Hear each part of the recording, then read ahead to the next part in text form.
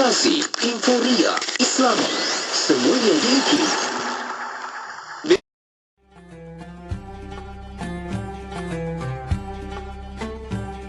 Ini menjadi satu asas problem yang berlaku akan dapat diselesaikan. Dari situ antara yang kurang mendapatkan perhatian sebab ini kita ada banyak kita panggil yang mengganggu dalam interaksi dan komunikasi kita, seperti perhatian-perhatian yang diberikan. Contohnya orang bercakap kita tengok handphone, kan? Orang bercakap kita tengok handphone. Jadi kalau kita bercakap orang tengok handphone pun kita akan rasa perasaan orang dia tak dengar cakap aku, atau dia tak suka ke. Jadi ini semua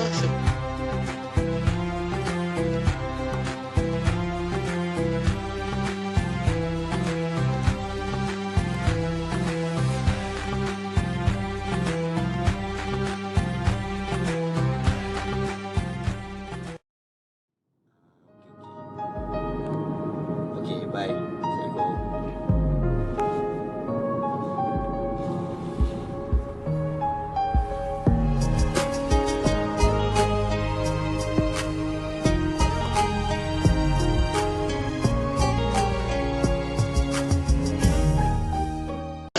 Disertai kemudahan. Kemudian apabila engkau telah selesai daripada sesuatu amal saleh, maka bersungguh-sungguhlah engkau berusaha mengerjakan amal saleh yang lain. Dan kepada Tuhanmu sahaja hendaklah engkau memohon apa yang engkau gemar dan ingini. Surah Al-Insyirah.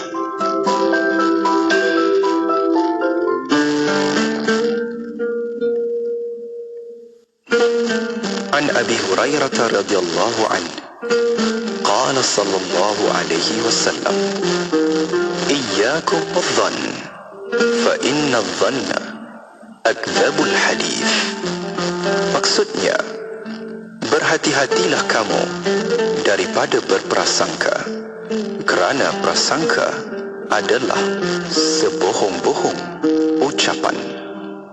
Allahumma afini fi badani, Allahumma afini fi sam'i, Allahumma afini fi basari.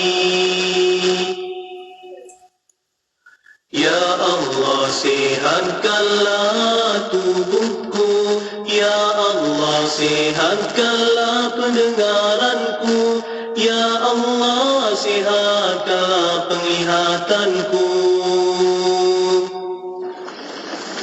Allahumma salli ala Muhammad, tibbil qulubi wa dawaiha, wa afiyatil abdani wa shifaiha, wa nuril absari wa diyaiha. Allahumma salli ala Muhammad, tibbil qulubi wa dawaiha, wa afiyatil abdani wa shifaiha, wa nuril absari wa diyaiha. Allahumma salli ala Muhammad, tibbil qulubi wa dawaiha, wa afiyatil abdani wa shifaiha, wa nuril absari wa diyaiha. Wa ala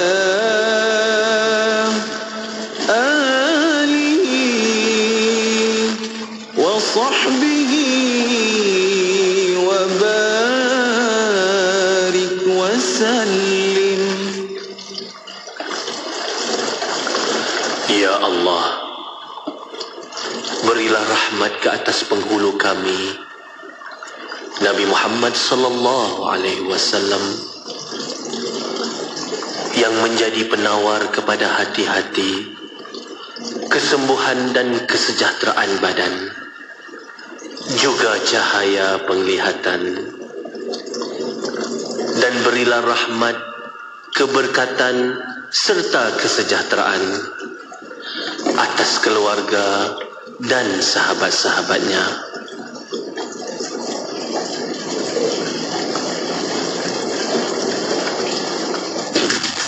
Pulau Pinang, Perlis, Kedah dan Langkawi 89.0. Ikuti kami di podcast web podcast.ikim.my. Hayyul hadi bi ajmal dhikr.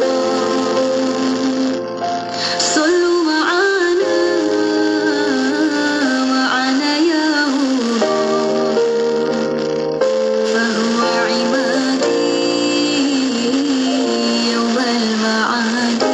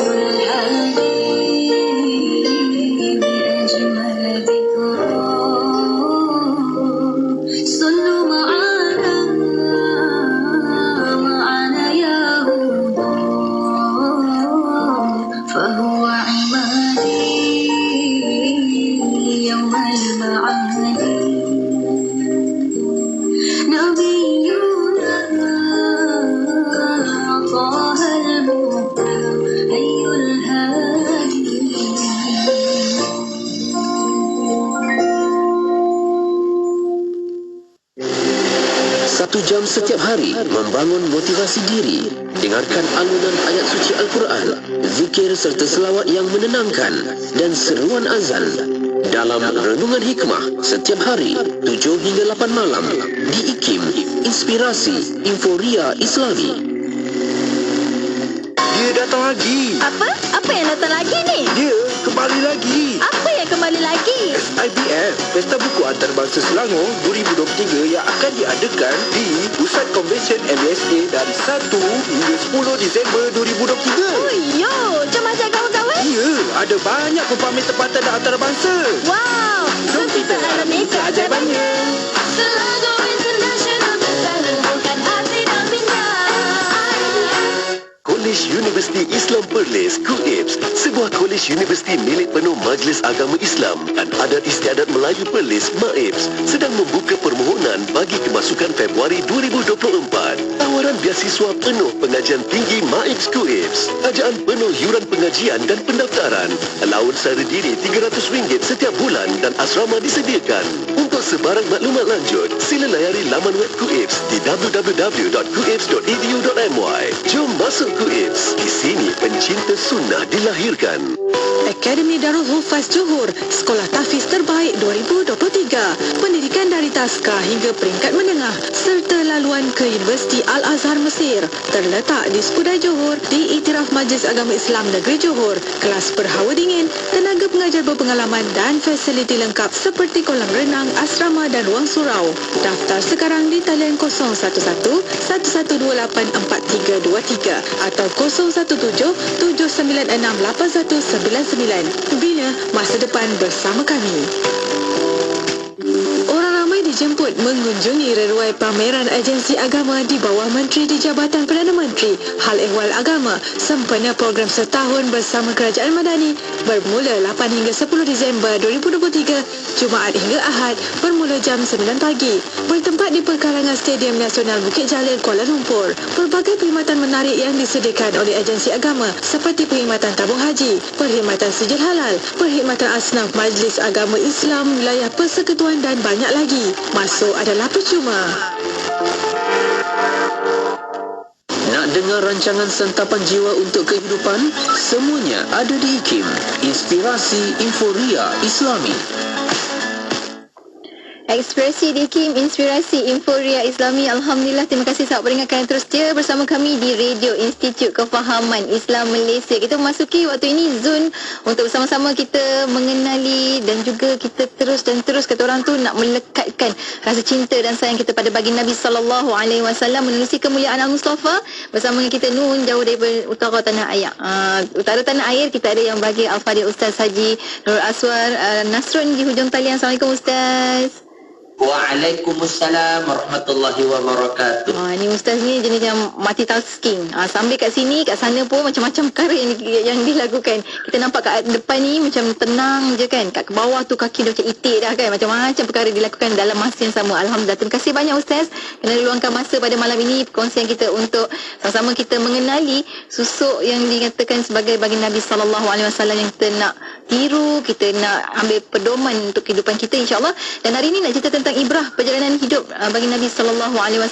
Mungkin awalan ini kalau kita boleh berikan terlebih dahulu sedikit mukadimah kita lah Ustaz tentang perjalanan hidup Nabi ini untuk kita mengambil pengajaran daripada itu. Silakan Ustaz. Bismillahirrahmanirrahim. Alhamdulillahirabbil alamin. Nahmaduhu wa nashkuruhu wa nasta'inuhu wa nastaghfiruh. Wa na'udzu billahi min syururi anfusina wa min sayyiati a'malina. أشهد أن لا إله إلا الله وحده لا شريك له وأشهد أن سيدنا محمدا عبده ورسوله اللهم صل وسلم على سيدنا محمد وعلى آله وأصحابه أجمعين اللهم افتح علينا حكمتك وانشر علينا من خزائن رحمتك يا أرحم الراحمين أما بعد. Alhamdulillah, makasih kepada DJ Ayati atas tajuk dan perkongsian yang akan kita bawakan pada malam ini insya-Allah dalam rancangan sudah tentunya kemuliaan Al-Mustafa hanya di Radio IKIM FM. Tuan-tuan yang dikasihi sekalian, alhamdulillah ketika mana kita menyebut batang tubuh sosok yang mulia baginda Nabi Muhammad sallallahu alaihi wasallam yang ketika mana kehidupan baginda Nabi sallallahu alaihi wasallam itu dijelmakan kepada umat Muhammad sallallahu alaihi wasallam semata-mata untuk memberikan sesuatu pengajaran untuk kita semua. Sebab itu ketika mana Allah sebut dalam surah Al-Ahzab ayat 21, laqad kana lakum fi rasulillahi uswatun hasanah liman kana yarjullaha wal yawmal akhir wa dzakarallaha katsira. Ketika mana Allah sebut demi sesungguhnya adalah bagi kamu pada diri Rasul sallallahu alaihi wasallam itu uswatun hasanah, contoh ikutan yang terbaik, iaitu kata Allah, bagi orang yang senantiasa mengharapkan keredaan Allah dan balasan baik pada hari akhirat, serta ia pula menyebut dan mengingati Allah banyak-banyak di dalam waktu susah ataupun masa senangnya. Hadirin para pendengar Radio IKIM yang dikasihi sekalian, betul lah ketika mana Allah Subhanahu wa taala memberikan dan menghadirkan diri baginda Nabi sallallahu alaihi wasallam kepada umat manusia seluruhnya. Datangnya Muhammad membawa rahmat kepada seluruh alam. Sebab itu hari ini tajuk yang akan kita bincangkan adalah berkaitan dengan ibrah, kehidupan perjalanan hidup Nabi sallallahu alaihi wasallam. Yang pertama, kita melihat kepada bagaimana ibrah itu yang Nabi lalui dalam dua fasa. Fasa pertama Nabi lalui iaitulah dakwah yang Nabi sampaikan secara sir. Nabi dilantik menjadi Nabi dan Rasul, dan kemudian Nabi sampaikan dakwah secara sir, secara perlahan, rahsia. Yang kedua, fasa yang kedua iaitulah fasa yang Nabi diperintahkan Allah untuk menyampaikan dakwah itu secara jahrun, secara jelas, nyata. Jadi kalau kita lihat kepada dakwah Nabi itu, lama mana ketika mana Nabi berdakwah secara sir, secara perlahan, secara senyap-senyap. Waktu itu dakwah Nabi disampaikan melalui lisan. Pergi rumah Abi Al-Arqam, pergi rumah beberapa orang sahabat-sahabat Nabi yang lain, dan cerita kepada sahabat-sahabat ini berkaitan dengan ajaran agama dakwah ini, agama yang Nabi sampaikan kepada kita ni. Kemudian waktu perjalanan Nabi secara sir itu, sudah tentulah banyak benda yang Nabi terpaksa tempuh sir. Kemudian pergi fasa yang kedua, Nabi tempuh fasa dakwah secara jahrun. Tadi sir pun sudah ada dugaan, ujian, cabaran yang besar. Dan kemudian jangan lupa, ketika mana Nabi naik ke fasa kedua, Nabi dakwah secara jahrun, Nabi dakwah secara nyata. Pada ketika itu juga ujiannya masih lagi Nabi terima. Ujiannya masih lagi dahsyat Nabi terima. Ujiannya masih lagi besar. Masya Allah. Waktu itulah kita melihat bagaimana kentalnya Nabi sallallahu alaihi wasallam ketika mana Nabi diiringi dengan wahyu Allah Subhanahu wa taala. Jadi tuan-tuan para pendengar Radio IKIM yang dikasihi sekalian, ibrah yang kita nak mengambil, bagaimana Nabi menerima ujian, sama ada pada peringkat fasa pertama dakwah Nabi maupun pada peringkat fasa yang kedua dakwah Nabi. Sama ada Nabi dakwah secara sir, ada ujian yang besar, ataupun Nabi bertembung dengan fasa yang kedua, dakwah Nabi secara jahrun juga melalui fasa ujian yang sangat besar. Begitulah juga dengan kehidupan kita. Waktu kita hidup ni, dakwah yang kita bawa, apa pekerjaan yang kita lakukan, saudara-saudara yang dikasihi sekalian, ujian tetap ada. Manusia ni tak boleh lari daripada ujian dalam kehidupan. Nabi dakwah secara sir ada ujian, Nabi dakwah secara jahrun pun ada ujian yang besar. Begitu juga dengan hidup kita. Saya yang di JDT, saya baru balik daripada Medan baru ni, alhamdulillah. Kita pergi Medan di JDT, kita tengok di Medan ni, kita nak pergi, biasa kalau di Medan ni orang pergi satu tempat yang dipanggil sebagai Danau Toba. Ataupun Lake Toba lah, Tasik Toba, Tasik Danau Toba tu.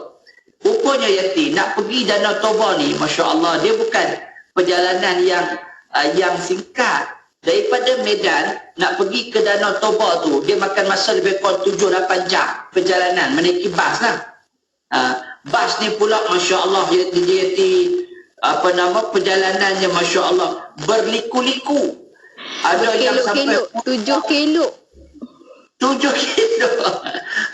Ada yang sampai muntah, sampai beg kami tu 3 kali tercampak keluar. Punya punya perjalanan macam tu, berliku-liku.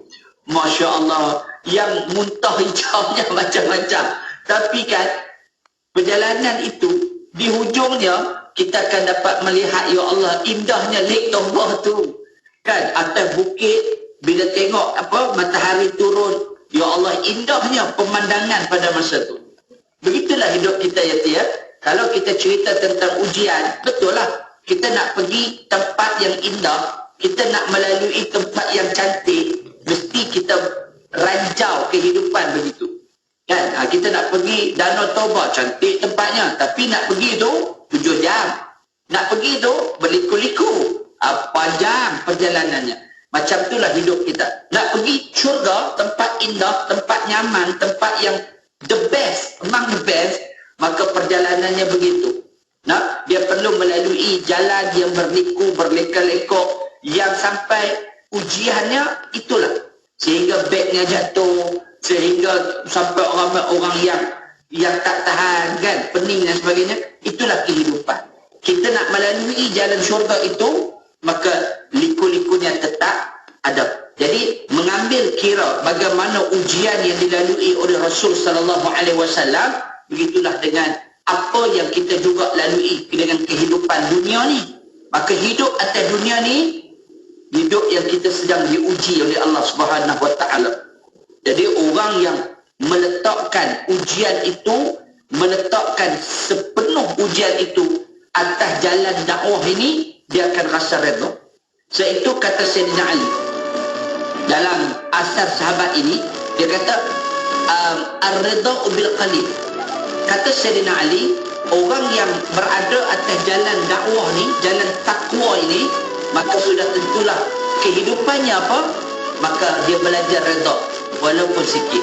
Jadi kehidupan ni ibrah yang kita nak ambil melalui jalan ujian, tetapi ujian yang kita sama-sama tempuh ini, bila kita ada di dalam hati kita dengan rasa redha kepada apa yang Allah berikan pada kita, insya-Allah kita akan melalui dengan selamat dan jayanya, insya-Allah. Masya Allah, itu baru sebut tentang ujian. Banyak lagi perkara sebenarnya bila kita sebut tentang, bila kata pasal ibrah dan kehidupan Nabi dengan dakwah secara perlahan-lahan, rahsia, lepas tu dengan nyata dan sebagainya. InsyaAllah kita akan kongsikan lepas ni banyak lagi bersama dengan Ustaz Aswar. Untuk anda jangan ke mana-mana, teruskan kesetiaan bersama kami, tentunya hanya di IKIM, Inspirasi Inforia Islami menerusi kemuliaan Al-Mustafa.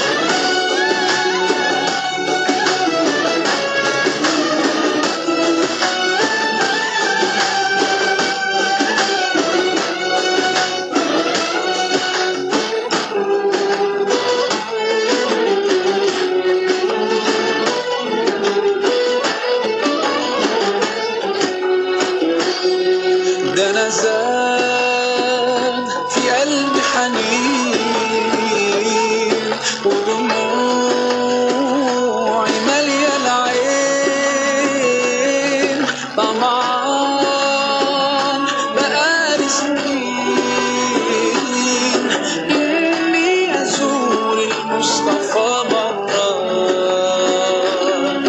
إني أزور المصطفى مرة وحشنا يا رسول الله يا سيدنا شوقنا زاد والله مهما طول الغياب محمد مشتاق إليك والله محمد قلبي عليك صلى. Wadah ilmu sepanjang hari, berkongsi santapan sanubari, pastinya hanya di IKIM, Inspirasi Inforia Islami. Alhamdulillah, kemuliaan Mustafa kembali bersiaran waktu ini bersama dengan sahabat pendengar menerusi perkongsian bersama dengan tamu tak lain tak bukan Al-Fadhil Ustaz Haji Nurul Aswal Nasrun. Perkongsian kita hari ini bincang-bincang dengan ibrah perjalanan hidup bagi Nabi SAW. Ustaz, kita sambung lagi Ustaz. Tadi khusyuk dengar Ustaz dengan kelok-keloknya, kemudiannya kita sambung juga bagaimana sebenarnya untuk kita lebih faham kehidupan kita, bagaimana kita nak laluinya, bagaimana bagi Nabi SAW berdepan dengan ujian. Silakan Ustaz. Baik, terima kasih Hati. Untuk yang round kedua ini, kita melihat juga kemudiannya ketika mana Allah Subhanahu Wa Taala meletakkan ujian demi ujian. Nabi SAW tempuh ujian yang sangat dahsyat, tuan-tuan. Bagaimana ujian itu Nabi tempuh dalam satu ketikanya, isteri Nabi meninggal. Sayyidatina Khadijah binti Khuwailid meninggal pada masa itu. Kemudian datuk Nabi meninggal juga. Orang yang rapat dengan Nabi juga meninggal. Ibu dan ayah Nabi sudah meninggal. Dan pada masa itu Nabi terima tekanan yang sangat hebat dan dahsyat di luar sana. Tuan-tuan, pada ketika itu pula wahyu pula tidak turun sebegitu lama. Masya Allah, tuan-tuan. Bayangkan pada masa itu bagaimana rasa Nabi SAW ketika berada dalam jalan dakwah ini. Nabi tetap sampaikan risalah agama Allah ini kepada umatnya, kepada masyarakatnya pada masa itu. Masya Allah, tekanan yang Nabi hadapi, Masya Allah, sangat dahsyat. Kemudian, selepas daripada itu, Allah turunkan wahyu kepada Nabi SAW untuk pergi dengan satu perkara yang juga memberikan impak yang besar dalam agama Islam. Apa dia? Hijrah Nabi SAW. Tentu jangan lupa, ketika mana Nabi diuji dengan satu ujian yang dahsyat dan berat. Kemudian apa Allah berikan risalah itu kepada Nabi? Kemudian Allah perintahkan Nabi untuk berhijrah. Rupanya tuan-tuan, hijrah Nabi ini memberikan sinar kebahagiaan kepada Nabi SAW. Indahnya hijrah. Itulah sebenarnya ibrah yang kita nak ceritakan pada malam ni. Tadi kita cerita tentang dakwah, ujian yang besar yang Nabi hadapi. Kemudian Nabi terima tekanan demi tekanan daripada masyarakat. Kemudian Allah perintahkan pula pada masa itu untuk Nabi berhijrah. Nampak seolah seperti hijrah itu seperti Nabi lari. Tidak. Tetapi itu adalah perintah daripada Allah Subhanahu Wa Taala. Tuan-tuan, ketika mana hijrah Nabi SAW, apa yang kita dapat daripada pengajaran itu? Itu pertamanya kita melihat kepada strategi. Strategi macam mana kita nak menjadi umat yang menang. Begitulah juga dengan hidup kita. Sebelum kita tengok Nabi nak meletakkan agama ini sampai kepada seluruh pelosok dunia. Tuan-tuan hitung negara yang ada dalam dunia hari ini, mana negara yang tidak ada Islam di dalamnya. Tuan-tuan sebut tengok. Tak ada. Tuan-tuan pergilah hatta negara yang didiami oleh orang bukan Islam ramai di sana, tetapi di sanalah masih ada agama Islam di dalam negara itu. Tuan-tuan, saya nak sebutkan pada malam ini bagaimana strategi yang dibina ini akhirnya memberikan natijah yang besar dalam kehidupan Nabi SAW. Begitulah kita. Sebab itu dilihat dalam hidup kita ni, kalau kita nak jadi orang yang berjaya, nak jadi orang hebat, nak dapat satu natijah yang besar di kemudian hari, maka jangan lupa untuk kita perlu lakar strategi yang hebat dalam hidup kita. Strateginya apa? Kalau kita nak jaya, maka kena ada strategi. susun atur strategi itu dengan berkesan. Kalau tidak, tak ada kita. Tak pi ke mana? Orang Kedah kata tak pi ke mana? Pi mai tantu. Tak ada. Sebab itu kita nak apa? Kita nak bawa nilai itu. Strategi yang Rasulullah bawa itu akhirnya memberikan kejayaan, natijah yang besar dalam kehidupan. Begitu juga dengan kita. So, kalau kita nak jadi orang berjaya, kita perlu susun, atur strategi itu. Apa strategi yang kita nak hadapi? InsyaAllah, ni kita nak jadi orang hebat. Strategi yang pertama, susun masa kita. Jadi orang yang hebat, masa kita, bagaimana untuk kita susun, atur masa kita. Masa kita, sebagaimana disebut oleh para ulama, Imam Al-Ghazali rahimahullah ta'ala, bagaimana Imam Al-Ghazali meletakkan masa dia itu kepada 3 peringkat. Pertama, masa dia dengan Allah Ta'ala. Ni kena penting ni. Ada orang yang serabut bewok. Orang dah kata serabut bewok. Serabut bewok NTJT. Sampai masa dia pun dia tak ketahuan. Orang dah kata tak ketahuan. Ni. Masa kita pertama dengan Allah Ta'ala dulu. Masa kita, waktu solatnya, macam mana, puasanya, bagaimana. Nak jadi hebat ni, masa dengan Allah dulu. Become first. Datang dulu. Yang kedua, masa kita dengan keluarga. Yang jangan lupa, ada orang dia pulut, kan? Sampai dia lupa masa dia dengan family, keluarga. Yang ketiga, masa dia untuk diri sendiri. Kita ni kena ada ruang masa. Untuk hebat, kita kena ada percaturan masa untuk kehidupan kita, diri sendiri. Jadi, Nabi melihat itu strategi yang diatur supaya Islam itu berada di kemuncaknya. Al-Islamu ya'lu wa la yu'la alaih. Islam itu tinggi dan tidak ada yang lebih tinggi daripada Islam. Maka strategi itu penting. Jadi orang yang berjaya membina strategi yang hebat, maka dia akan tempuh kejayaan itu. Jadi tuan-tuan para pendengar Radio IKIM yang dikasihi sekalian, maka kita bina strategi itu daripada awal. Ambil satu kertas, ambil satu pen, buat satu lakaran. Bagaimana untuk kita mencetak kejayaan itu dalam kehidupan kita. Saya ulang. Bagaimana untuk kita mencetak kejayaan itu dalam kehidupan kita. Kalau tidak, kita akan sentiasa berada pada takut yang sama. Jadi, bagaimana kita melihat ibrah perjalanan Nabi itu, Nabi berjaya dalam hidupnya, sebab Nabi berjaya untuk mencetak semua strategi itu dengan cemerlang. Kita bagaimana? Jadi, kalau kita tengok ayat yang saya bacakan tadi, surah Al-Ahzab, ayat 21. Allah sebut laqad kana lakum fi rasulillahi uswatun hasanah.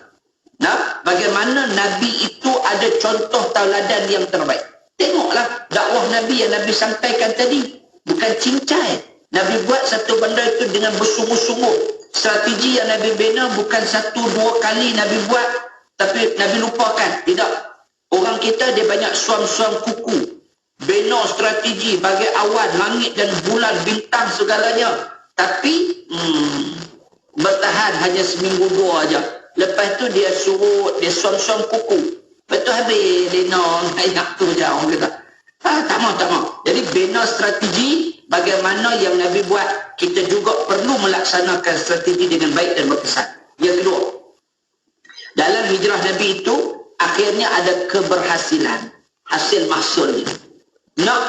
Keberhasilan itu kalau dalam istilah hari ini kita boleh sebut sebagai integriti. Jadi dari sudut itu kita bina apa?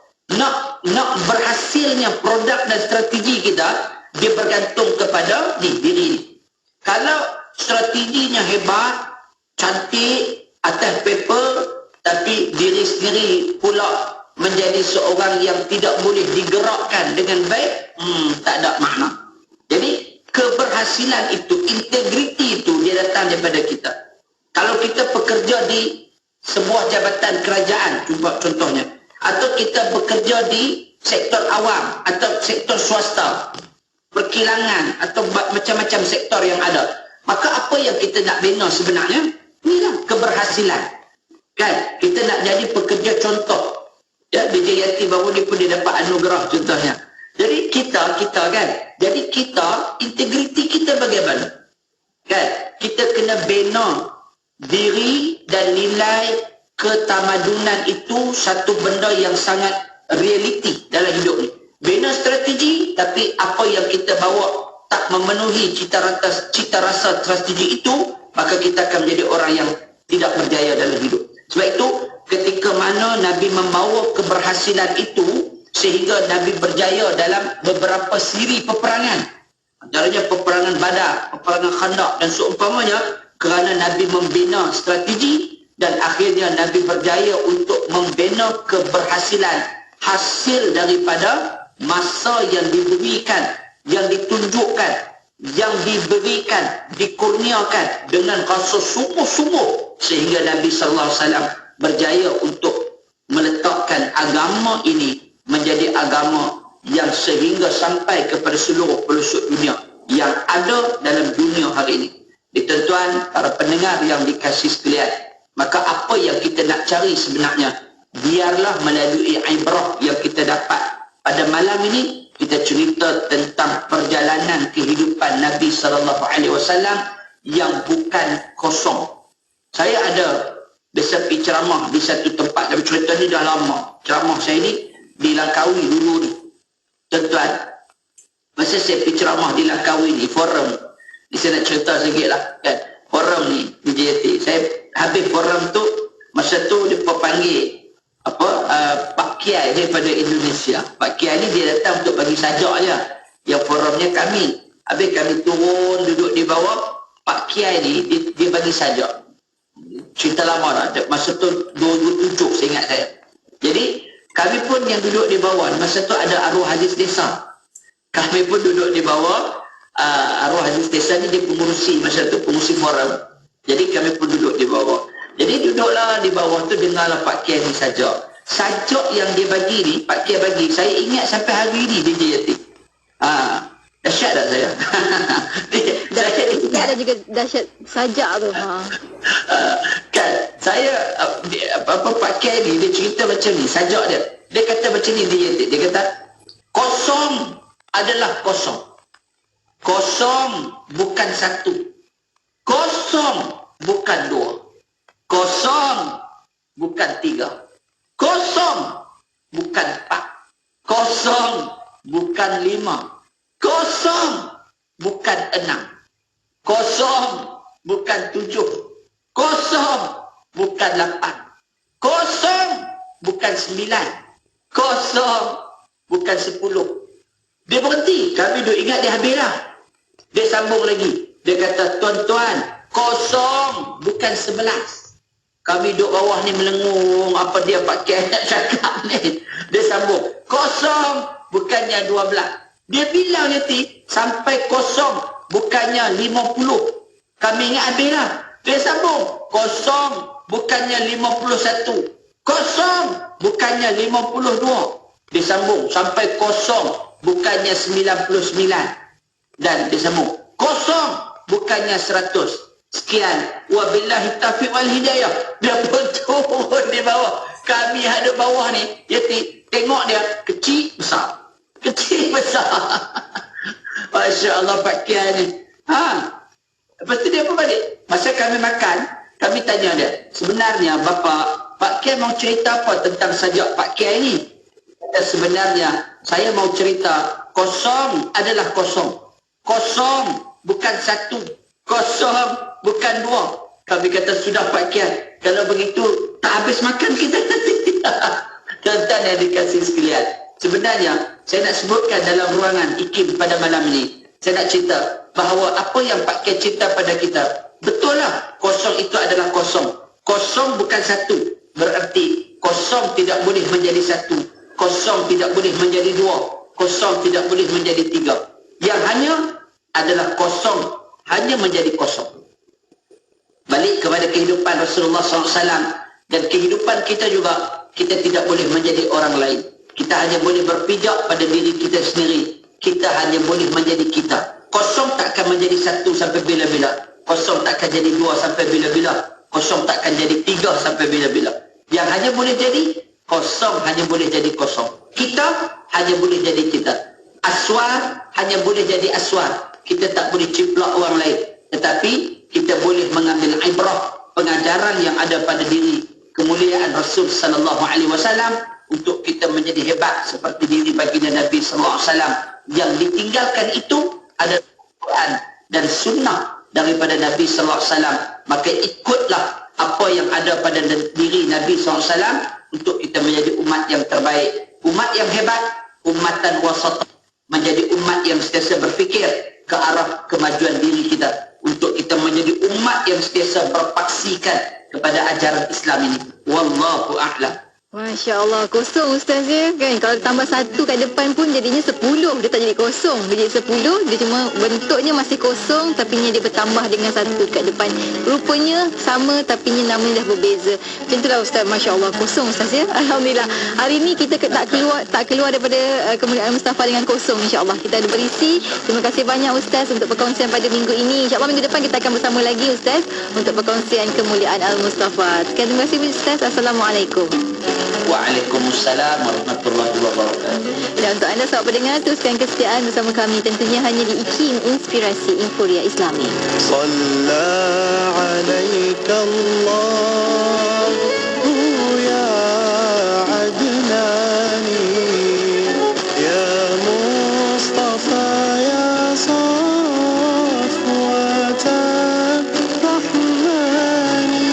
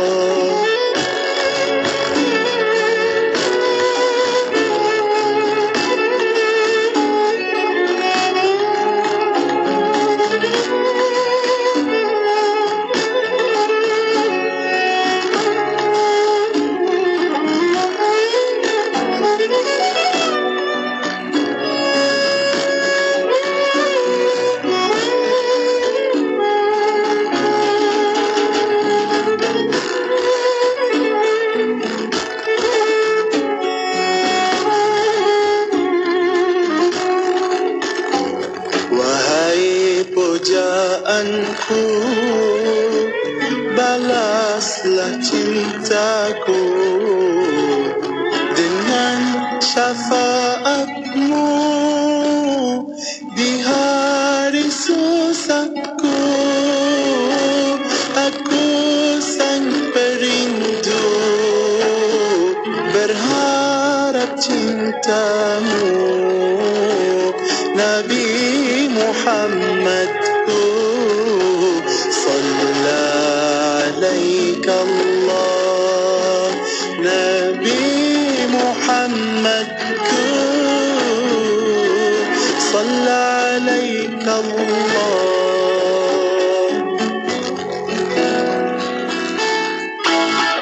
Inginkan panduan harian dalam kehidupan? Ikuti rancangan-rancangan menarik dalam Aspirasi 1 Hari hingga 4 petang bersama Siti Rohani Surani. Antara sajian menarik untuk anda iaitu Dapur Kita, Prihatin, Wal Bicara Buku IKIM dan Mutiara Hadis. Inspirasi Inforia Islami. أعوذ بالله من الشيطان الرجيم أفغير دين الله يبغون وله أسلم من في السماوات والأرض طوعا وكرها وإليه يرجعون. Patutkah sesudah mengakui dan menerima perjanjian itu mereka mencari lain dari agama Allah? Padahal kepadanya lah tunduk taat sekalian makhluk yang ada di langit dan di bumi, sama ada dengan sukarela ataupun terpaksa, dan kepadanya lah mereka dikembalikan. Sidang pendengar yang dirahmati Allah Subhanahu wa taala, ayat ini mendedahkan sikap ahli kitab terhadap Rasulullah sallallahu alaihi wasallam. Satu hari seorang Yahudi bernama Ka'ab al-Ashraf dan kawan-kawannya telah bertelagah dengan orang-orang Nasrani. Lalu kedua-dua pihak pergi mendapatkan baginda sallallahu alaihi wasallam untuk diadili.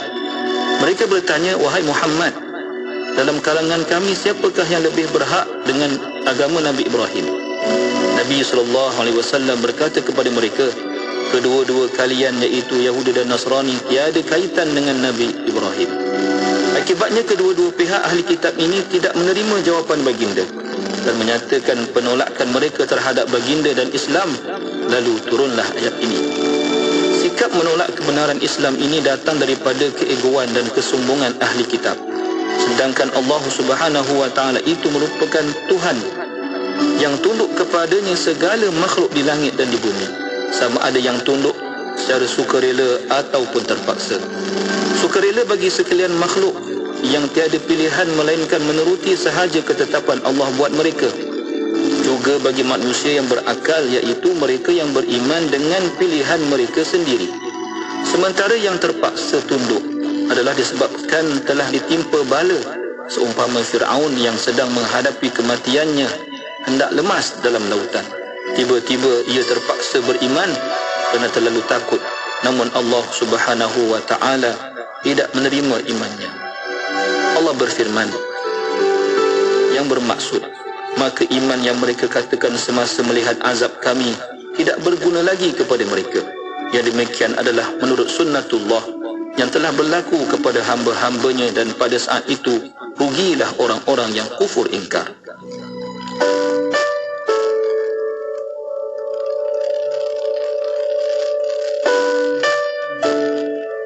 Kita persiapkan diri kita secara individu adalah untuk memberi sumbangan dan juga memberi manfaat kepada masyarakat, bukannya untuk kebaikan diri kita semata-mata. Jadi kalau ada perkara yang boleh kita perbaiki dalam masyarakat, kita boleh sumbangkan, maka kita perlu lakukan. Kalau kita nampak sampah di atas jalan, kita tidak boleh fikir bahawa tak perlu angkat sebab ada orang yang dibayar upah untuk angkat sampah itu. Apa salahnya kalau kita sendiri mengangkat sampah itu dan kita buang di tempat yang sepatutnya? Ini perubahan daripada sikap acuh tak acuh, tak ambil peduli, sikap yang mementingkan diri sendirinya, kepada sikap-sikap yang lebih positif, serasi dengan apa yang dianjurkan oleh Islam. Kita sendiri yang berubah pada diri kita, kita tunjukkan contoh itu, insya-Allah orang akan melihat, dan apabila orang melihat, orang akan mengikut. Apabila kita tunjukkan contoh, mungkin 10 orang nampak, dan 10 orang itu apabila dia mengikut contoh kita, mungkin setiap orang itu 10 orang lain akan nampak. Jadi kesannya akan menjadi lebih besar.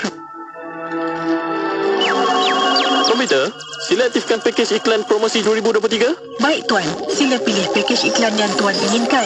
Baiklah, iklan beli satu percuma satu untuk semua jenis pakej iklan yang ada di IKIM.